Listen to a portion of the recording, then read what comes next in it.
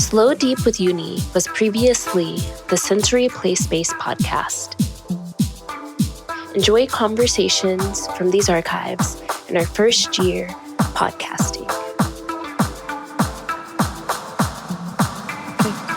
Hi, and welcome back to the Sensory Playspace podcast. I'm your host, Uni, and today I have Jules Purnell, and I'm really looking forward to this chat. So what's up, Jules? How are you today? How's your body feeling?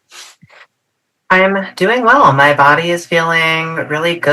I feel well rested. I had a good breakfast, so I feel like I'm very present and actually very, in tune with my body in a way that feels really good today.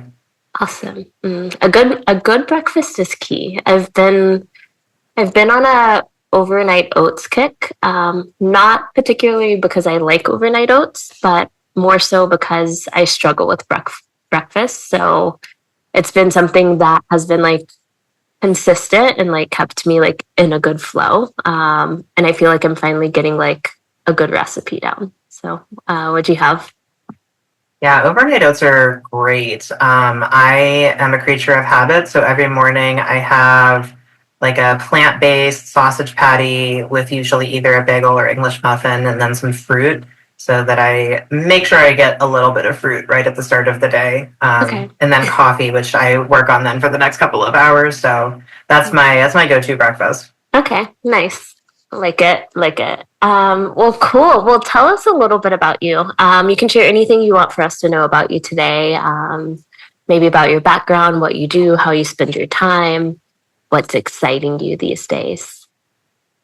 Sure. So I feel like it's tough to distill down all of the work, but the general thread that runs through all of it is sexuality and the erotic, and not just the things that people think of in terms of perhaps the more positive or pleasant, but also attending to places where folks have experienced harm. So for me, my main vocation is that of a sexuality educator, and then through that, I started getting more interested in different aspects of sexuality. So specifically being a queer and trans person, I started speaking to more and more queer and trans people that had experienced different forms of sexual harm and needed ways to respond to that harm that weren't being appropriately or sufficiently addressed through more mainstream systems. So whether that was crisis support centers or even reporting to different mechanisms that can help people address things through a legal avenue. A lot of these resources don't really work for folks.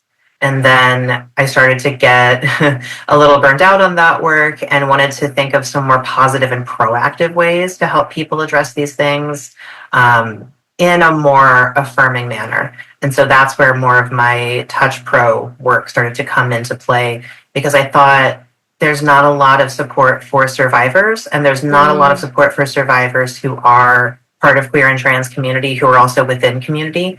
And so that's when I started getting more interested in doing surrogate work and intimacy coaching work to do hands-on healing work for people that are survivors, people who also have the lived experience. I myself am a survivor of sexual violence, both in childhood and adulthood. So I wanted to provide that from a place of deep knowing, like I know what that experience is like.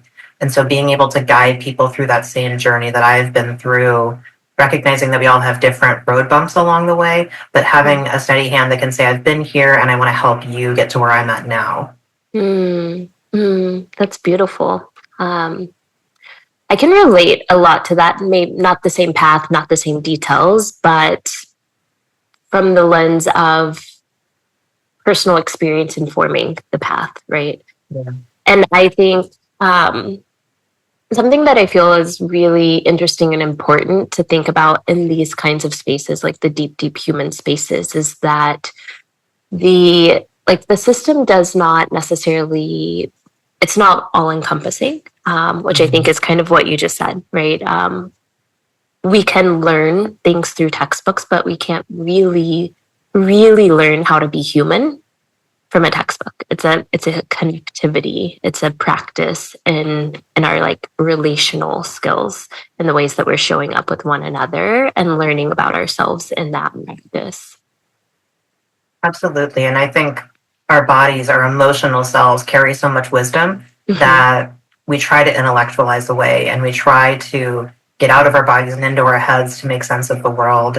And I also work as a lecturer, and with my students, I do a lot of affective learning. So I'm really interested in their emotional experience of the learning, not just what facts did you memorize, but how did it make you feel to encounter this information?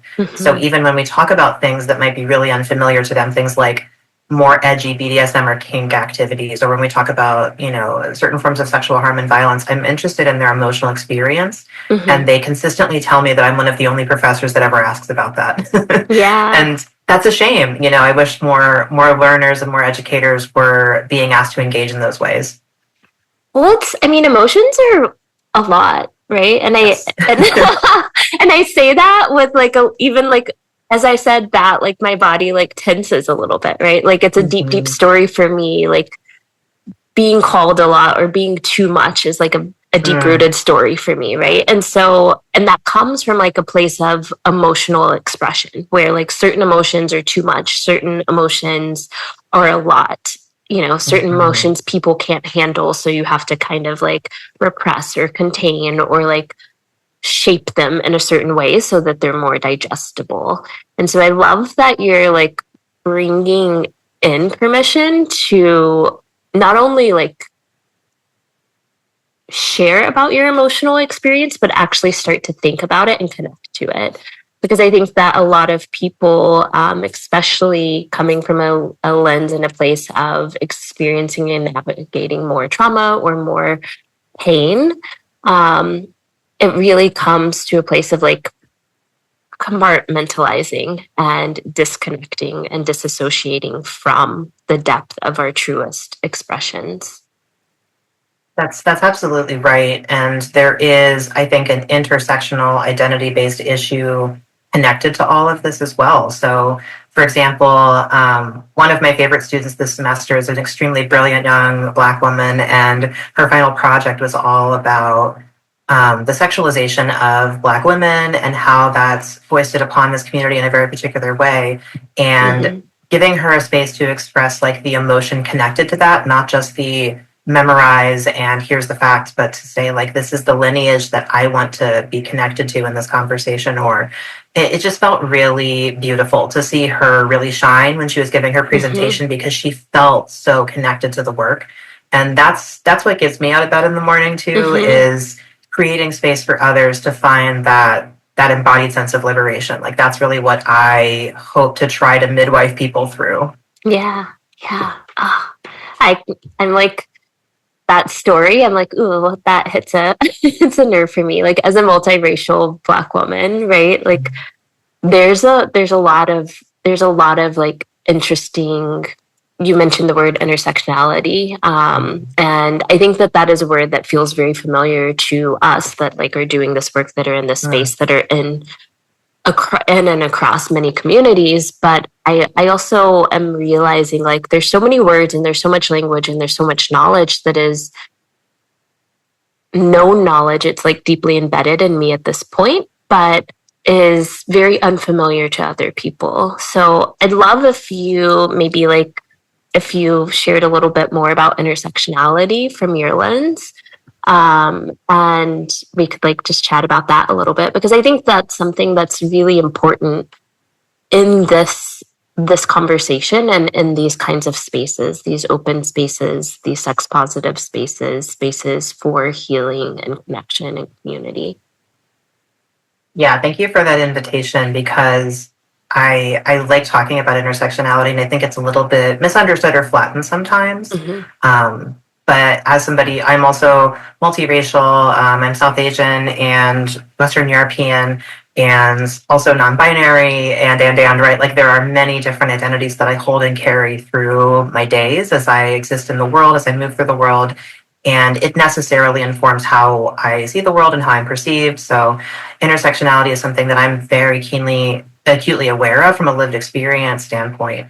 But this is a concept coined by the theorist and law practitioner Kimberly Crenshaw, and she is a Black woman, and she defended a Black woman who basically argued that she was facing job discrimination on the basis of not only her gender, not only her race, but because she specifically was a Black woman.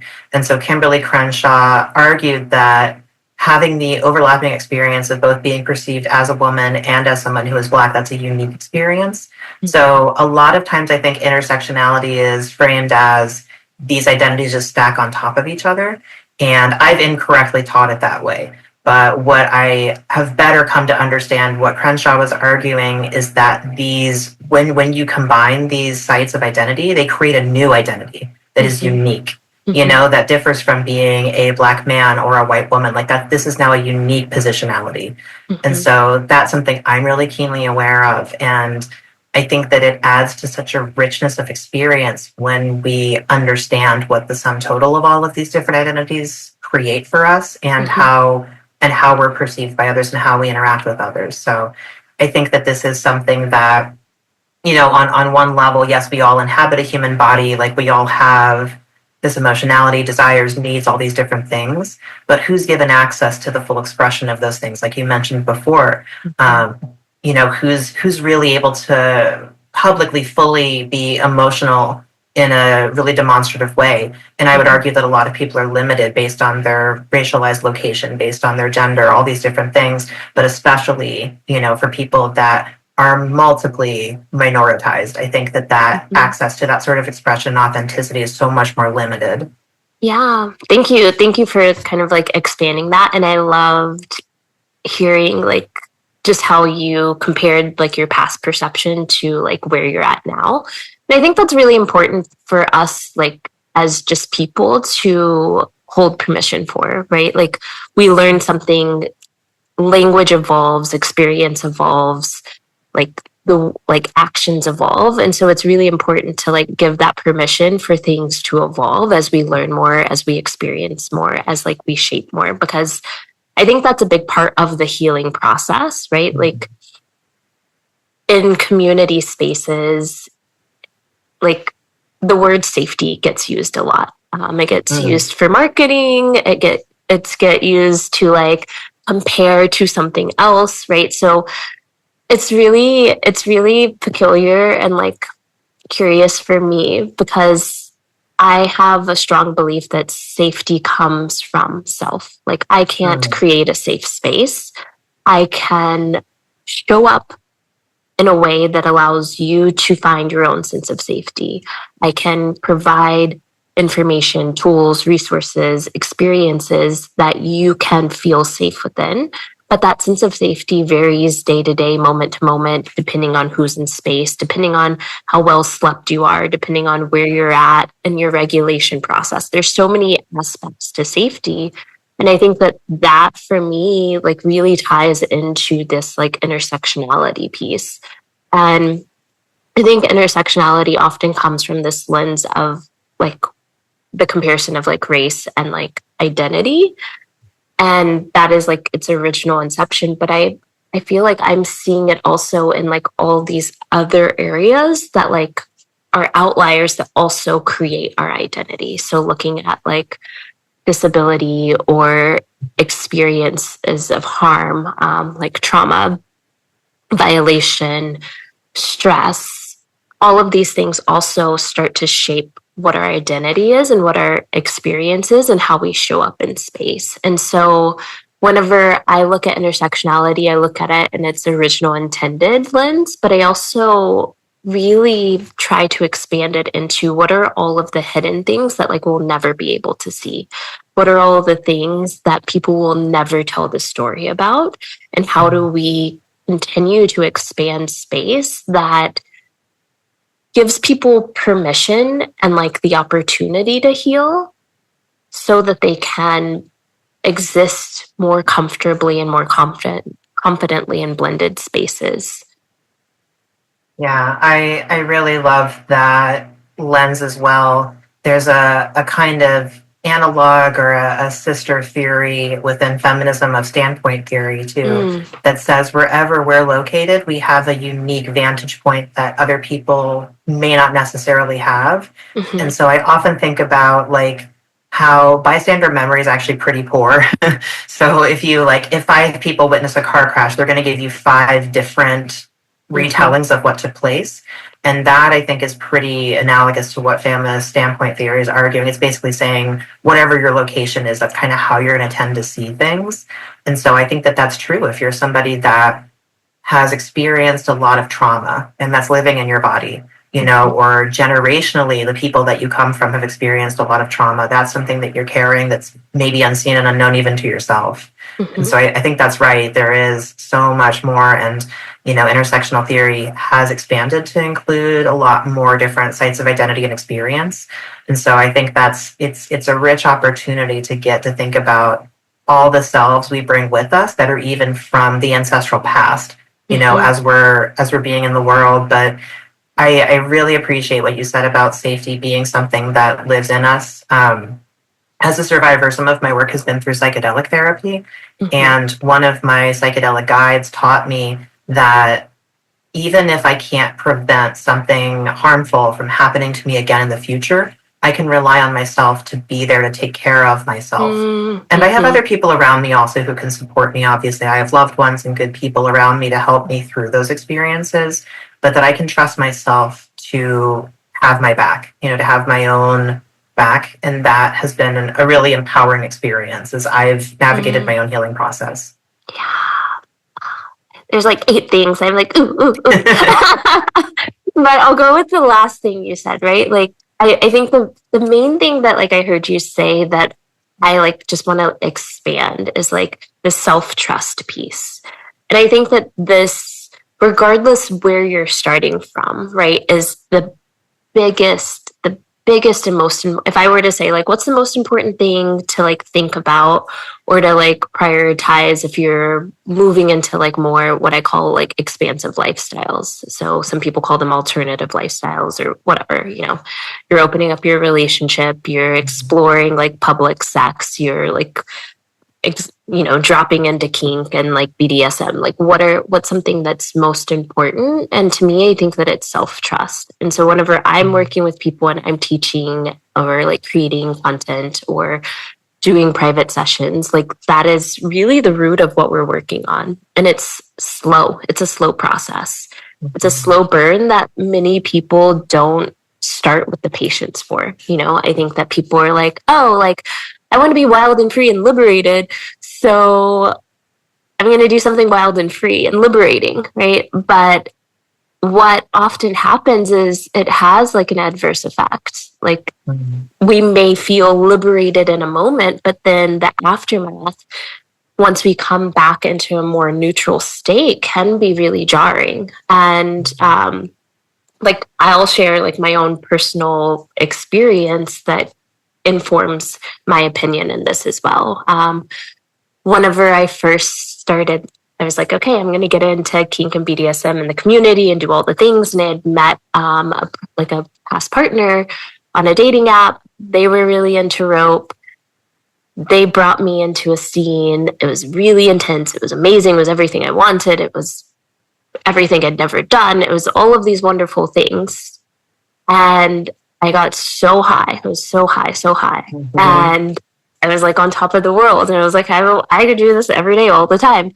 And then 2-3 days later, I dropped so low, like lower, like a drop like that I have never experienced before.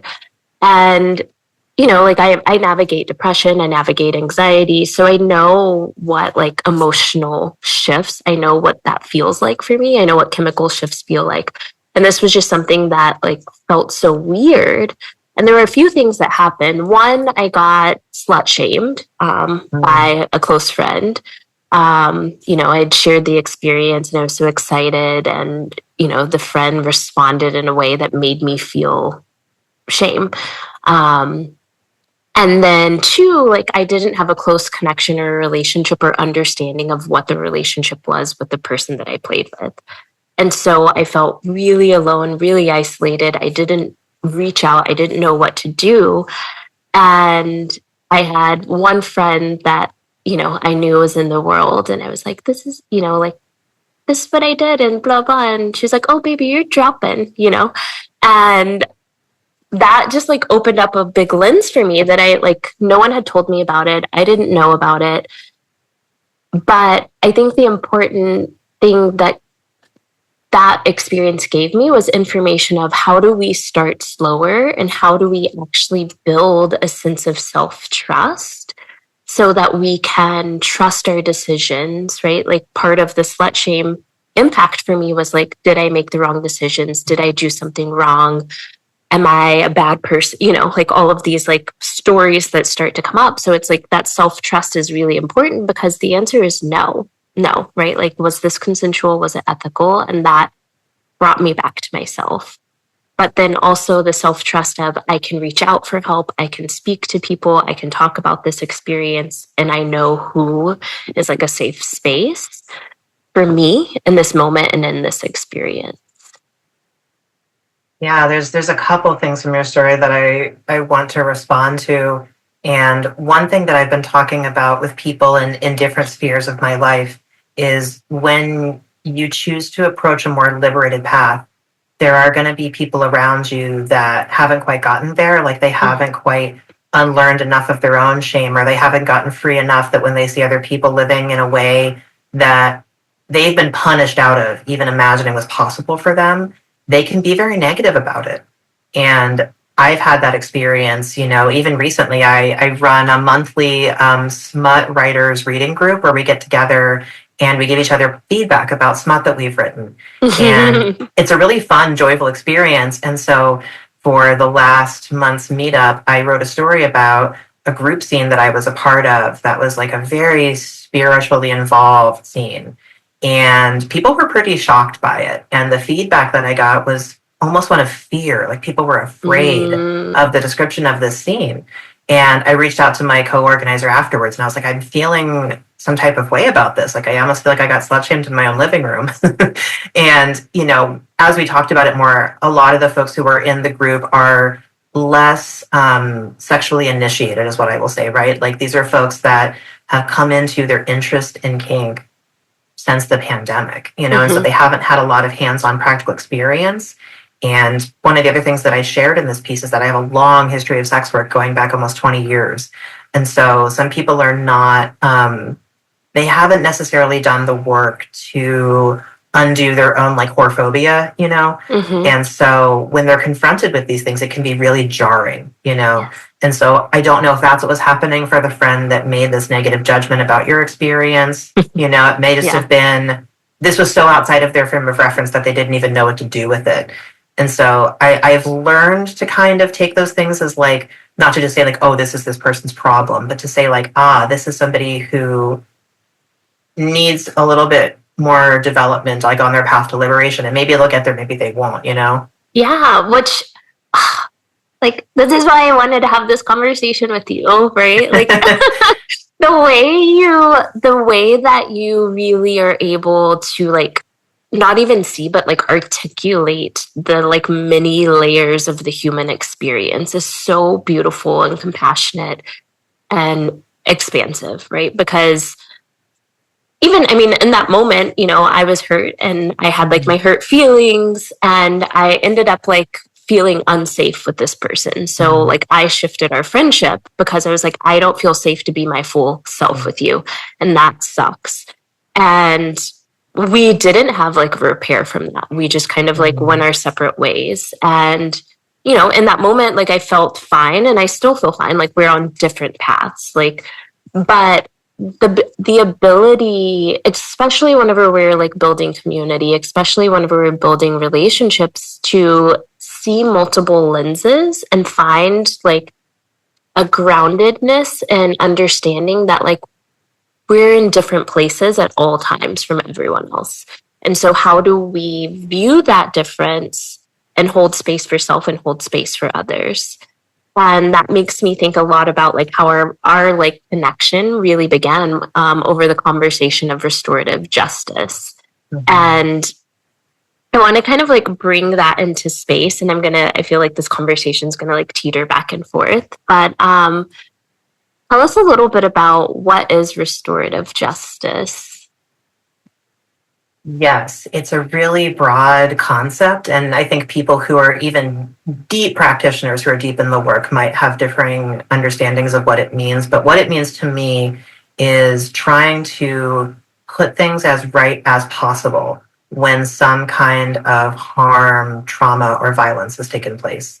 So this could be, for an example, like this negative interaction that you had with this friend, like that could be an example of a place where a more restorative lens would be helpful to adopt and to try to work through that conflict. I think that conflict can be really generative. It can be like a nice, healthy compost pile if we're attending to it appropriately. But sometimes, if people are not able to meet us there, even if we're trying to approach with a restorative lens, they may not be ready yet. But as a restorative justice practitioner, I have helped people navigate all kinds of experiences of harm, primarily focusing on sexual harm. That's been my major lens. I think the wounded healer archetype really speaks to me, and so when I'm doing restorative practice, it's not from a place of being removed or dispassionate about it. It's saying, I have been where you are, and part of my rent for being on the planet is that it's now my duty to help you get to a more empowered place to the best of my ability, while recognizing that the people who are involved in these processes, it's their work to do. So at best, I'm a shepherd and a midwife. Like, I can't do the work for them. But I really see it as an opportunity to be engaged and agentic in one's own healing journey. And I include both people who have been harmed in some way and people who have caused harm, people who have hurt somebody else.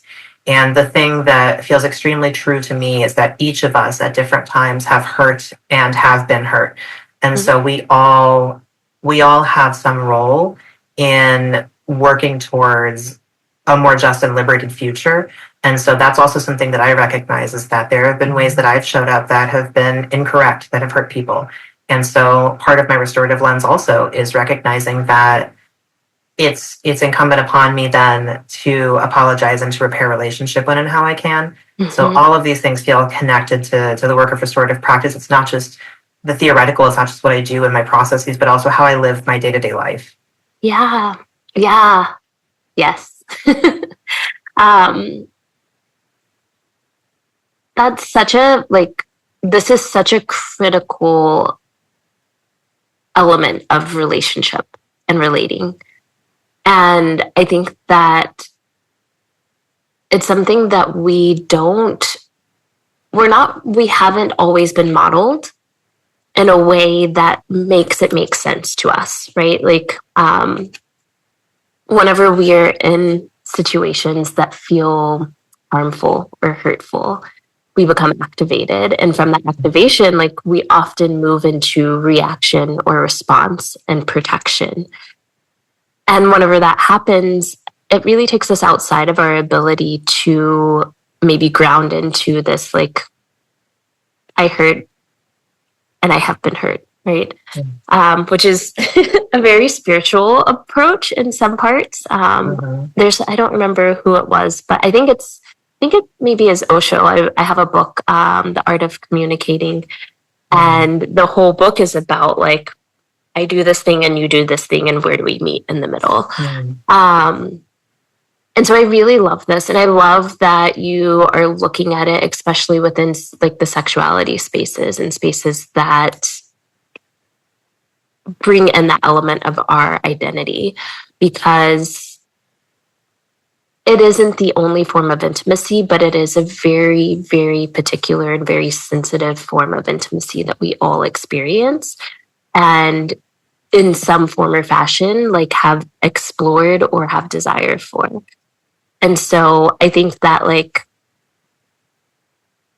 being able to, like, practice and explore and experiment with restorative justice and creating, like, differences in the way that we relate with one another is really important, because we're navigating a lot of things, like, through sex.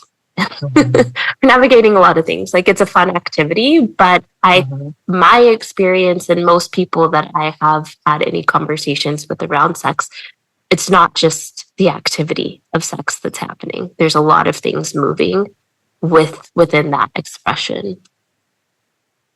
Yeah, absolutely. And this may be my bias showing because obviously I chose to study sex forever, but I think it's so vast and endless. And I think about the archetype in tarot of the moon, you know, that sex contains so much that's unknown and unknowable. And I think that's really exciting. I really appreciate that it taps us into the unknown stuff. It can be a place where we have these desires that feel taboo or feel unacceptable. So sometimes the unacceptable parts of us live there, or the parts that we perceive to be unacceptable, you know, or that we've been taught are. And so much of us are saddled with sexual shame.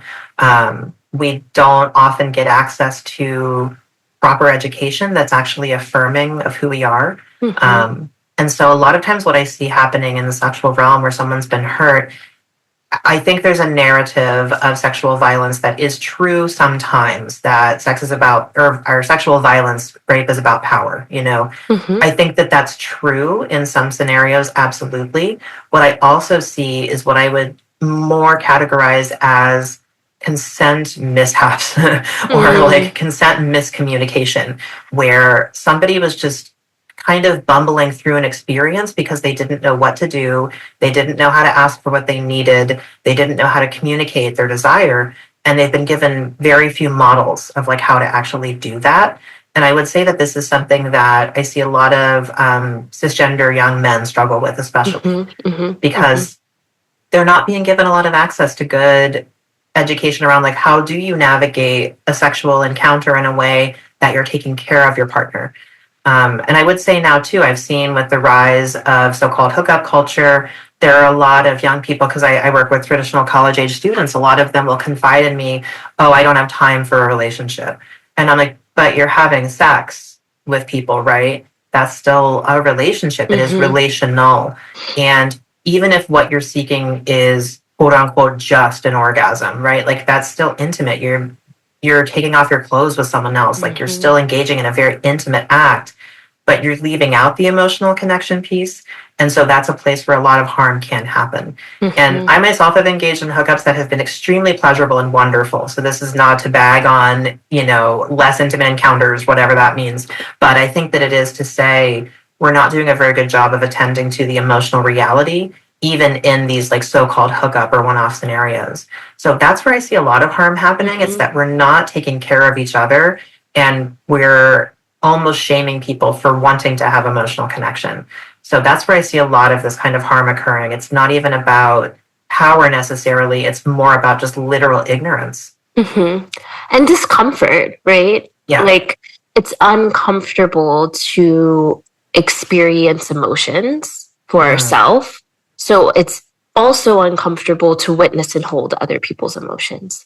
So it's like emotions are really a practice. I cry a lot, like probably to some an unhealthy amount. To the point where like I'm crying less these days, and I'm like I have emotions about it because I'm like, why? This is like I've built such a relationship with my tears that like it feels like an important part of my process. Yeah. But it's really interesting because crying makes other people uncomfortable. Yeah. And so I can witness myself navigating that discomfort sometimes where I want to repress or I want to shape myself. I will cry like during sex, like if I have a great orgasm, if I like go to another planet, you know, like it's just a release. It's the same as an orgasm. It's another form of a release. And so, but I realized that I can only get to that level of orgasm. I can only get to that level of release with a person that I feel safe being more expressed with. And so the hookup culture piece is like really, I think, just like a really important like thing to think about, because I don't know if I fully subscribe to like hookup culture is a way that we're behaving now. I think that hookup culture to me almost feels like a period of time, whenever we're younger and we're like figuring out our bodies and figuring out how to not be children and be adults and be part of groups and who even are we start to kind of like sheeple a little bit and follow what we perceive that is going to get us to the goal. Right.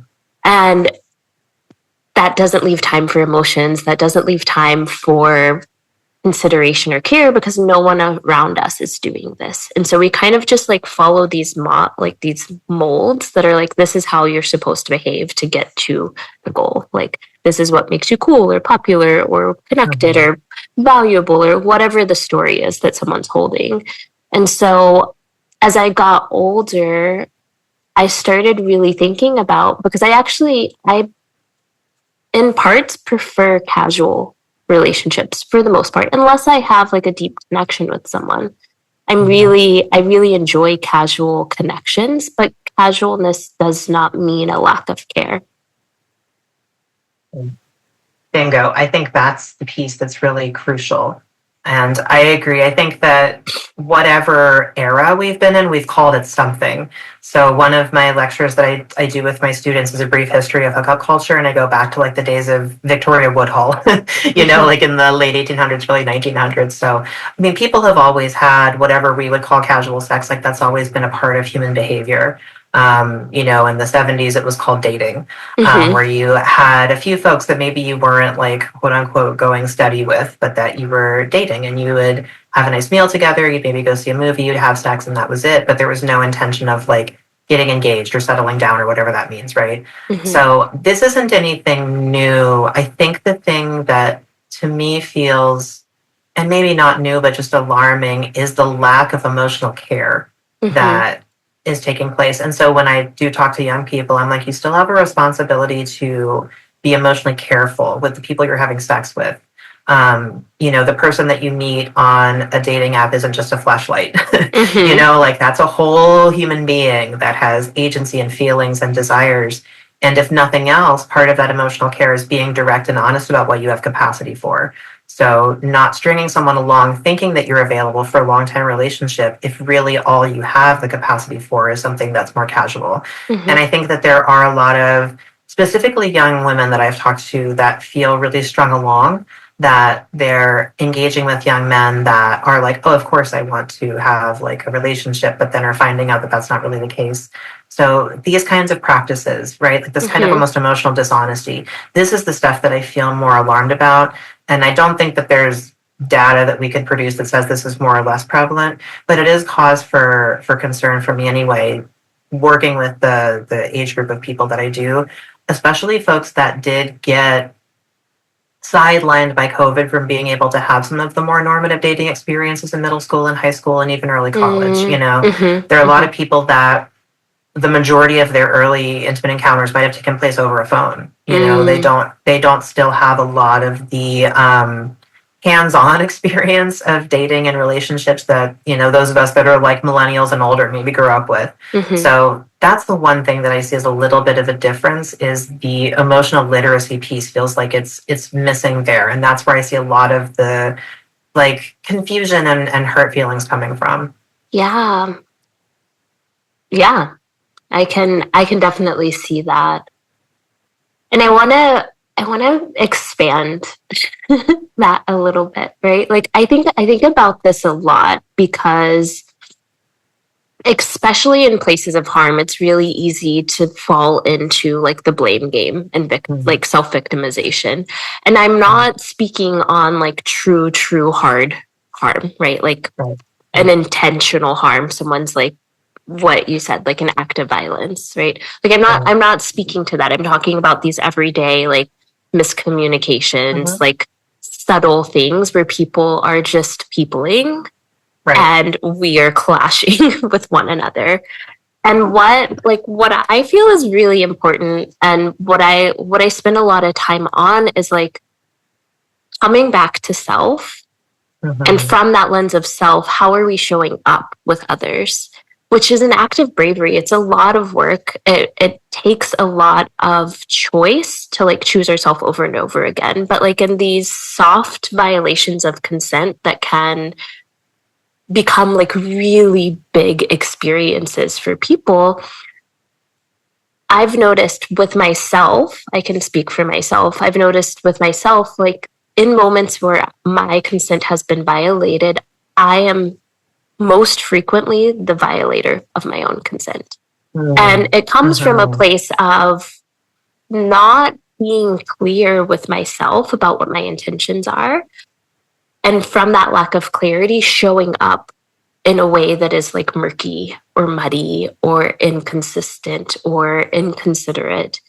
And so I think that like taking it out of like hard violations and into these like little miscommunications that hurt feelings, right? And mirroring it back to, okay, there's two people dating and one person doesn't have the space or capacity or interest for like white picket fence marriage kids. And another person is navigating their whole life to achieve that goal. And so it becomes these like little miscommunications because both people have an agenda, right? Like in this exact moment, we want connection, we want to feel, we want to experience, we want to play.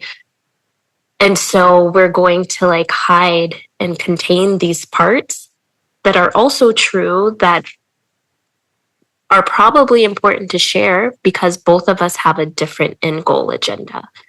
And I think that what I feel is really important is like creating more space for those kinds of conversations where it's like, it's gonna be awkward. Connecting is awkward until it's not, right? And so if I tell you on a first date, like, I don't want to have children, why is that weird for you to know? Like, I'm not saying, or if I tell you I do want to have children and I want to get married, I'm not saying I want to get married to you and have your children. I'm just saying a generalized statement about me, right? And so I think that that's something that I've found to be like really expansive, like in the way of connecting, is not only creating that space to know myself more and know what's honest, know what's true, know what's there, but then also being brave enough to say it and hold the discomfort that comes between like the release of my truth and the receiving of my truth, and then someone reflecting it back to me. Yes, I love that. And it's like you said before, there's like 8 things I want to respond to, but I'm going to try to make some kind of succinct sense out of it. But a big claim, and maybe a controversial claim that I will absolutely stand by, is that I believe there is a spectrum of consent. There are things that I have enthusiastically consented to because I've been so excited and so hot and so raring to go, and I could not wait for it to happen. There are things that I'm like, it's your birthday, I'll do it, that's cool. Not my very favorite thing. I'm not waving a flag, I'm not jumping up and down about it, but I'm like, I love this person, or I'm interested in the connection, or, you know, you did my favorite thing yesterday or 10 minutes ago, and even though I'd rather roll over and go to sleep, let's do it, right? And I think that that's a fairly normative experience for a lot of people. And then there's where we start to get into this other stuff that's like maybe coercive, maybe more culturally informed. It's not like the hard V violation stuff that you were talking about, but it's like, ooh, I actually don't know if my culture has equipped me to be able to say no. And so I'm going to go with it. Or personally, I'm someone who runs anxious. And so I'm going to clam up because I don't know what to say. Or I dissociate during sex, or I go nonverbal sometimes, or whatever the case is. I'm emotionally overloaded, so I can't even find my words right now. As somebody who, I myself am extremely linguistically inclined, I have a lot of education about consent. There have been times when I've kind of like gone along to get along, and it's what you're talking about. I violated my own consent in that moment. The other party didn't do anything wrong, right? Like they didn't know what was happening inside my internal landscape. And so there's so much differentiation to be done here. And I think that I'm starting to see more conversations of that tune happening, and I'm happy about it, where we're not victim blaming. We're not saying that something that was foisted upon you is your fault. That's not real. But I do think that there is a piece about when we're not right with ourselves, you know, this kind of stuff does happen. And so I wanted to talk about this a little bit earlier, and I lost the thread, but we're coming back to it. One of my clients is a much younger trans woman, and she wanted to engage in kink, but wanted to engage with a professional because what she noticed is that in her intimate relationships, she had a hard time saying no. And so in our work together, I am like, we're not going to use euphemisms. We're not going to use like the green, yellow, red as like safe words. Like, you're just going to say no when you don't want to do something. And I'm going to ask you and check in with you. How do you like this pressure? Do you want to use this implement? Like, when we get together, I offer her options and she chooses the path. It's all her choice. And I've seen the discomfort. And during one of our last sessions, we checked in at every stage at which things were happening, and she started to cry. And at that moment, I checked in with her. We started to bring her down.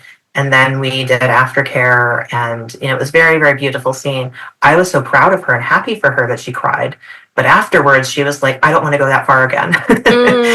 So in that moment, she learned, oh, I actually don't feel like I want to go there. But she couldn't have known that until we got there.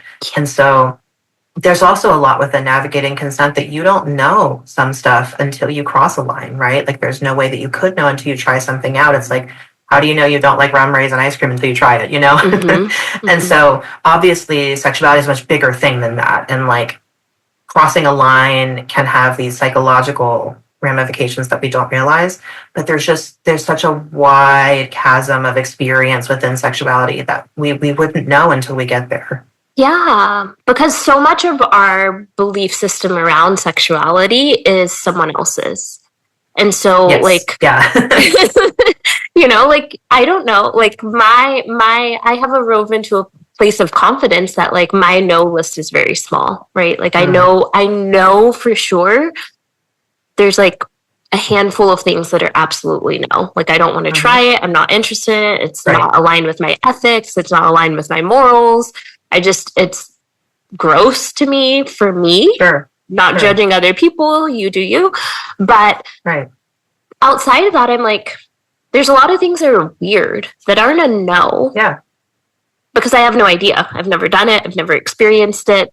It's kind of curious. And I think that that's really important to, like, learn, because there's a difference between a boundary and an edge. And so I have a lot of edges where there's places that I can go, there's places that I can explore, and then I can find my no within that.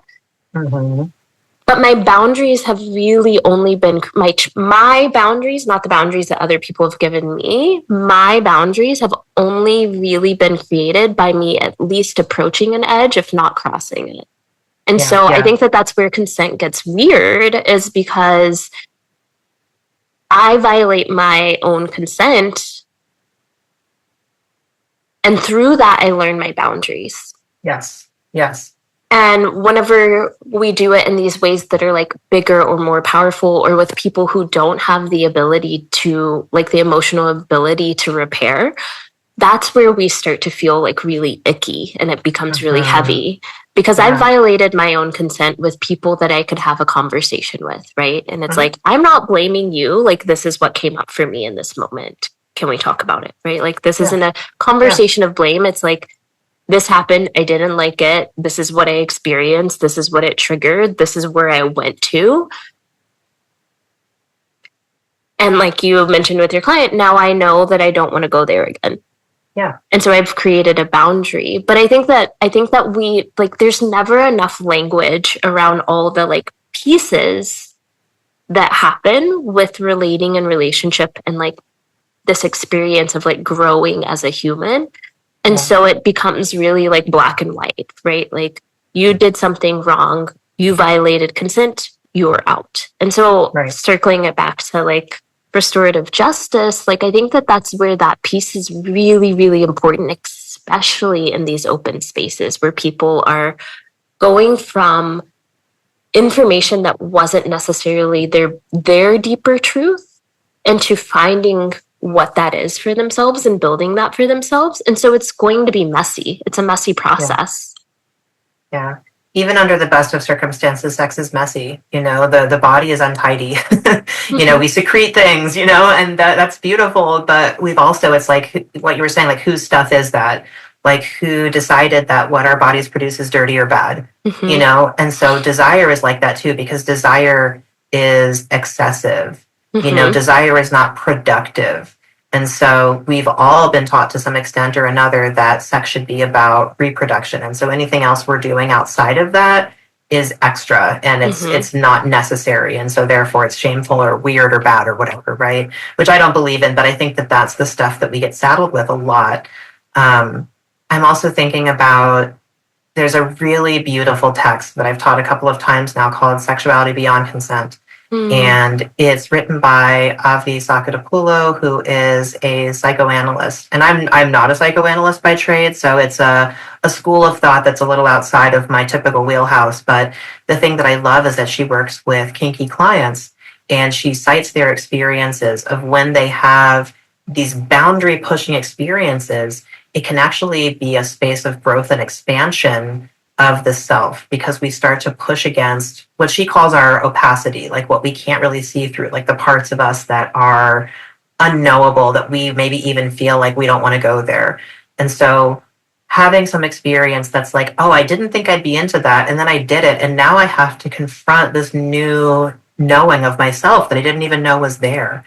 And so I think really beautiful things can happen there, but I don't know that everybody's always psychologically ready for that, you know? So I struggle with it too. It's like, I do think that these are places for great expansion in the same way that I have engaged with psychedelics, but I don't think that everybody needs to be dosed without their consent, right? Like that would be so harmful. Yeah. So it's a really interesting navigation of like, yes, it is important for us to be pushed a little bit, but we also have to be equipped to get there. And I don't have all of that figured out, but I do think that there's some equation in there that's really deep and rich that I really want to explore more and think about more. Yes. I'm like, I'm just going to just keep you here all day. There's so many. We're never leaving. We're going to be in this conversation forever. No, I love that. And as you were like, kind of like navigating through that, it just made me think about, I felt like a little tinge of like inspiration, right? Like the way that we like navigate freedom and liberation in these spaces is like there's a system to it. But part of the thing that I haven't experienced within the system is like this like space for deep aftercare, right? So like we have these like sex positive spaces that are a little bit more hedonistic, you know, like if you're maybe a little bit closer to the lifestyle side or the like swinger side, that looks a certain way. If you're within the kink space, it looks a certain way. If you're within the queer kink space, it looks a certain way. If you're in the tantra space, it looks a certain way. But I like like everything has like this like schedule. But I'm really curious, and I've thought about this from I've often facilitate opening circles at play parties that I go to, and a lot of that is like bringing people into, okay, what is your intention? Why are you here? Yeah. Why are you here? And can you navigate this space from a level of groundedness, right? Like there's a whole menu, but like maybe you don't eat everything on the menu tonight. maybe find 2 or 3 things. Maybe find one. But there's not the space for us to really reflect after. You know, there might be like a moment, you know, like at the end, some parties may be like, okay, let's come back together. And what was your favorite thing? Or what did you discover? But days later or weeks later, like what's actually coming up for you? What did you learn? What did you grow through? What did you expand? What are you releasing? And that feels really curious and exciting for me, because I think that that's where we really start to shift not only ourselves, but like our culture, our society, like our experience collectively. And then through that comes back to how we're relating interpersonally. I love that. And I have hosted play parties, and one of my favorite things to do, because I host play parties for pretty small groups between like 15 and 30. And so I'm interested in the intimacy. You know, I'm interested in it feeling like a really well-selected, well-chosen group of people that will have nice chemistry together, that I know will take care of each other. You know, people that have been in the scene for a long time, people that I know and love, partners, you know, friends. And one of the things I love to do is to build an altar together. And I love for people to bring just some item that feels special or important or spiritually charged for them. And so we build the altar and we explain like what the item is as we place it on the altar. And then we'll take a moment of either lowering our gaze or closing our eyes and setting an intention for the party. And then something that is important to me is after we're wrapping up, I like to speak to each one of the guests as they leave and they take something back from the altar so that I can just have eyes on them and just like say thank you for coming, and I can embrace them and have a moment with them. But we don't often do a lot of processing. And something that I used to do with one of my partners and a good friend is the three of us would travel to play parties together. And then after we would leave the party, we would go to a diner and like get a sandwich together and talk about the experience. And it was a nice little ritual to like wrap it up before we would go back into the like, quote unquote real world and have to be out of like play party brain. So those kinds of little closing ceremonies and rituals are really important to me. And I would love to think about ways to expand that.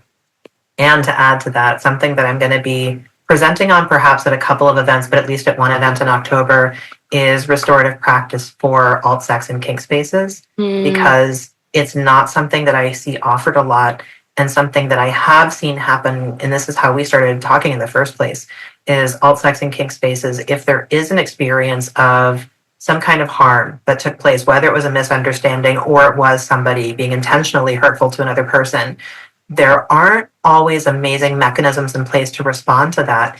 And part of good aftercare for me is if I have a date with somebody, I'll ask them, how did it go for you?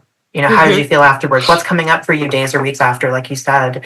And so I think for those of us that do host these kinds of events, we need to be mindful of that. We need to be thinking about how can we attend to the needs of people if their answer is it didn't go well for me, or actually I think that person is dangerous and I'm concerned about the rest of my community. So we need to be developing those mechanisms, and I think restorative practices are at least one avenue through which we can start to do that work. Yeah. If you could give us an example of like one thing so we can see a little bit deeper into what that could look like. I'd love to hear. Yeah. This one's maybe a really big answer. Love it. So I think one thing that can happen is just education. I tend to assume, like I said before, that most people get really poor sex education and really poor consent education.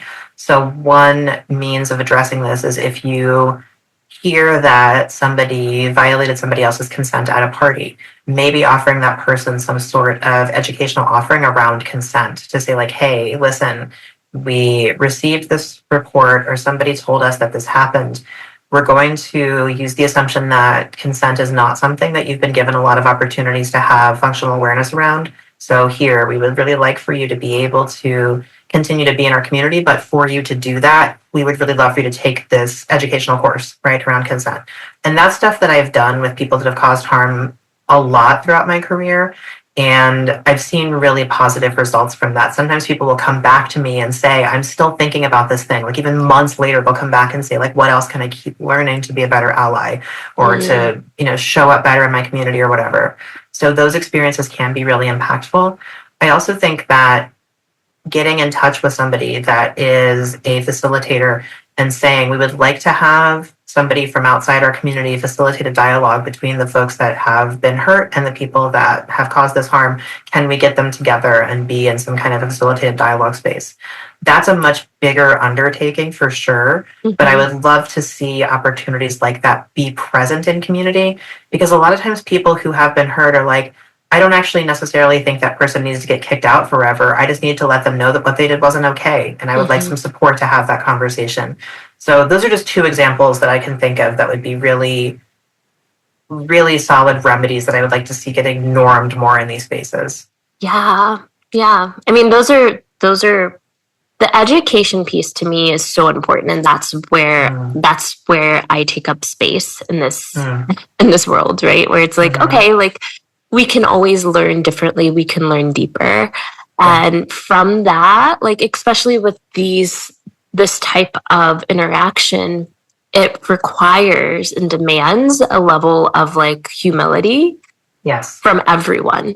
Because even if you were the person that was harmed, or you were the person that was like creating harm in this situation, everyone has to show up with a level of humility. If you're the person facilitating the conversation and holding the space, like you have to have humility, because it's really easy to get lost in an emotion, and each person has a truth that is true for them, that is accurate for them. Mm-hmm. And truth is not always fully aligned with fact. And that's Right. where things get really murky because they're not the same. They're not the same, but truth is important. So if my truth as a person who's been violated is not being heard, like I can't heal. I'm not going to move on. And that's where like I feel like this restorative justice practice is can be so powerful because not only can it create forward motion for each person in that scenario, but it also can create such an expansion in the way that we perceive things. Because if we're coming from a lens of a past of a lot of trauma or we've been violated, sometimes we perceive things from an old story, from an old lens, and we bring that into a new space. And to like reiterate, like this isn't a victim blame, it's just an expansion of perspective where sometimes we perceive something, sometimes something is true. Either way, like the most important thing is can we hold space for multiple truths and can we come together with humility so that we can find a way forward where idealistically we're not exiling people, we're not we're not labeling them as demons or giving them these like clinical diagnoses that we don't have the like even information to be able to do. But we're really coming from a place of deep, deep compassion and we're creating the ability to continue connecting because that's ultimately what we're all seeking. Absolutely. Yeah. And I think the humility piece is huge too. As somebody that's been doing this work for almost 15 years at this point, I still call myself a practitioner. I'm practicing. And I will screw things up. And I have done things in process that I'm like, oh, wow, I really wish I hadn't done that. And I've had to apologize to my participants and ask, how can I repair relationship with you? And I think it's all just a continuum of community care, because those of us that do this work, we're imperfect beings, we bring our own stuff. And every one of my participants has taught me something. So there's a certain power imbalance, I think, that can happen when you're the person who's seen as holding the ultimate truth, right? Like what you're talking about, but each person holds truth. Mm-hmm. So how do we honor each of those truths and get people to a place of hopefully at least shared understanding, even if they don't all agree?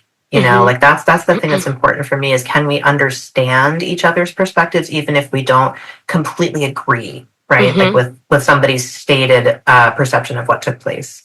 So I think if we can get to that place of just like recognizing that we can do some perspective taking without eroding or overriding our own. Yeah. On that note, what do you...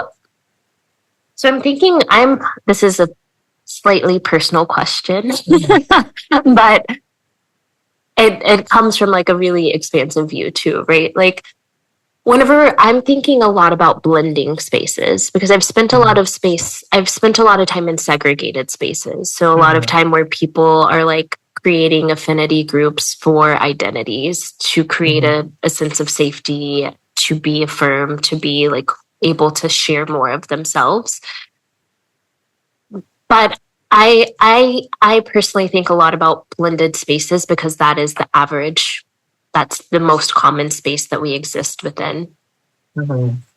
And as a person like holding space and creating space for community and like seeking to open up my own like physical place to gather people, something that I'm really curious of other people's lens on is how do we like what are some like and this is a big question, so you can pick like one or two things, but what is something that's like important to consider when we're thinking about inclusive and diverse and safe spaces whenever we're bringing so many people with apparent and hidden identities into one room? Absolutely.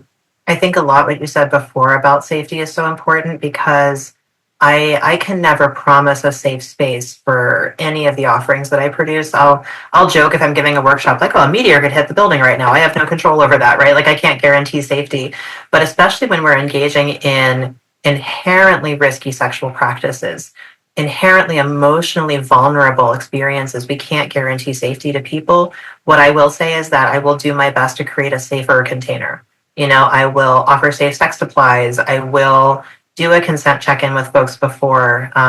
One of my co-facilitators and I used to do a very, very brief consent skit before our party, just to kind of demonstrate, like, here's how to ask before you touch someone. Like, here's how to ask before you grab someone's riding crop and just start using it, right? Like, all these things that people are not familiar with spaces might not know that that's a norm, right? So what I would say is that in terms of blended spaces, this was a conversation that one of my co-hosts and I used to go back and forth about, because we wanted to create a space where queer and trans people specifically could feel liberated to show up as their full sexual selves. But what if you're bi and one of your partners is straight? Are we going to say you can't bring your partner? Or, for example, I was invited to a BIPOC play space, and one of my partners was white. And so I asked the host, I was like, is it okay if I bring a partner who's white, or are you like not cool with that? Like, I'm fine with whatever, but I just want to check in with you and see what the norm is in that space, because I don't want anybody else to feel uncomfortable. And even as a light-skinned person, I don't know how people are going to perceive me when I go into POC spaces, right? So there's all these different things to consider. What I landed on with my co-host when we were trying to create this queer and trans space is, this is queer and trans centering. If you are going to show up in a way that's going to make other people feel minoritized or marginalized, then you can't participate in this space. If you can come and be cool about it, you're welcome. Because I also don't want to assume that just because someone's queer or trans that they're going to get it and that they're going to show up as their best self, right? So what I would say is, I would rather welcome in a space for people that are going to contribute to the ethos of what we want to offer, more so than what identities do they hold. And I would ask people to really be thoughtful about it. It's like, if you have a partner that struggles with misgendering people, please don't bring that partner. But if you have a partner who's really cool with stuff and will contribute positively, I would much rather have their energy, right? And also, the thing that I think is really important is, sometimes we don't know about all of our identities until we get to participate in some of these kinds of spaces. So I've had partners before that when we first started dating were allies, and then after a while they were like, oh, I think I might be trans, or I think I might be non-binary. And it's only through this relational interaction that they were able to find that within themselves. And so I don't want to create a space where it's like, no cis men allowed, because I have no idea if that person that I assume to be a cis man is actually going to come a few times and be like, oh, I think I'm non-binary. Maybe I'm a trans woman, actually. Right? Like, I want to be able to welcome that in. That's my own personal belief, and every person's going to organize their spaces differently, but that's how I've tended to move. Yeah, I love that. I have like goosebumps. I'm like, yes. Because at the end of the day, we don't know someone's deeper story. We only know what people project, and what we all project is in parts a perception of what we've experienced. And so, like, I'm from Texas, I'm from the South, and people are like, oh, people aren't racist. And I'm like, I don't know, I'm from the South. Like, it's a completely different experience. I live in Southern California, so there's also like layers of people that are like in complete la la land of like what's outside of here. But it's like, yeah, like, but also if I zone into this experience of this person, they've only been around one thought process. And so there is a level of compassion that you can see, like, oh, like they only have experienced this. So they've never been exposed to something else. How could they have a different thought process? Like, not everyone is a free thinker. Not everyone is strong and confident in their ability to find their own truth. Some of us and many of us have to be exposed to new ideas to shift our perspective. And so I love that perspective of like, okay, we're creating a standard, we're creating an ethos.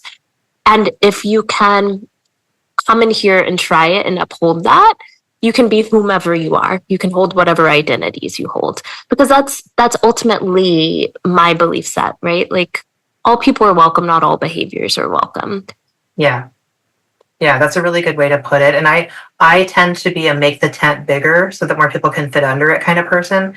That just tends to be my general outlook and how I tend to move in these ways.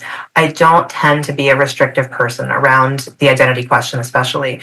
And maybe that's because I'm sensitive to it, because my identities are so ambiguous and multi-layered, right? Like, maybe that's why. But I was talking about this with another partner recently, who's like, I have this partner who's a cis man, and he's a sweetheart. Like, he's so queer friendly and loving, and I would love to have him in space, but there are so many places where he wouldn't be welcome. And so it's like, though those kinds of conversations to me is where like the identity piece stops making as much sense as I think we'd like it to, and it's a place where again like we become untidy, we become messy, you know.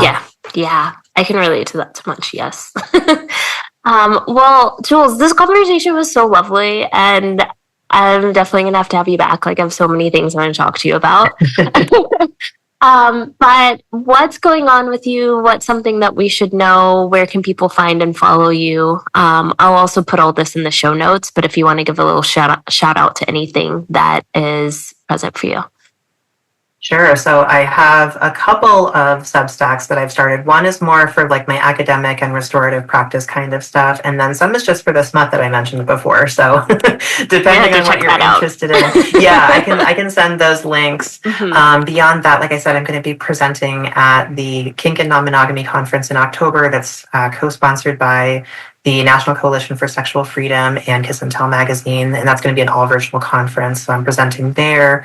And other than that, I'm going to be going into a PhD program in the fall, and I'm also starting Cuddlist training here this week. So it's a busy time. It's a really fruitful time, and I'm very excited for all of the different projects that I'm getting myself immersed in.